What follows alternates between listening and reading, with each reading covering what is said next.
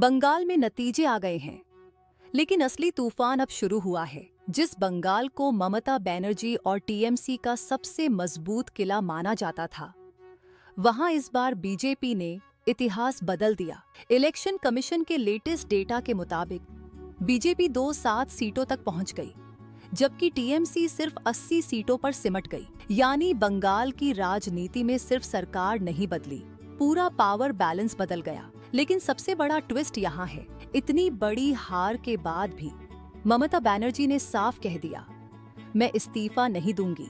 उन्होंने election commission पर सवाल उठाए, ईवीएम और वोटर डिलीशन जैसे आरोप लगाए और कहा कि कई सीटों पर गड़बड़ी हुई है।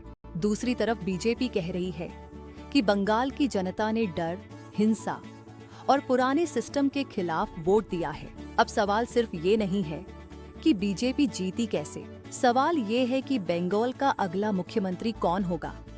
सुवेंदु अधिकारी का नाम चर्चा में है, लेकिन बीजेपी अब भी फाइनल डिसीजन लेने से पहले हर पॉलिटिकल सिग्नल को देख रही है। राजभवन, कोर्ट, बीजेपी ऑफिस और टीएमसी कैंप, चारों तरफ हलचल तेज है। ममता बनर्जी रिजाइन करेंगी या लीगल फाइट करेंगी? बीजेपी तुरंत सरकार बनाएगी या पहले बड़ा पॉलिटिकल मैसेज देगी?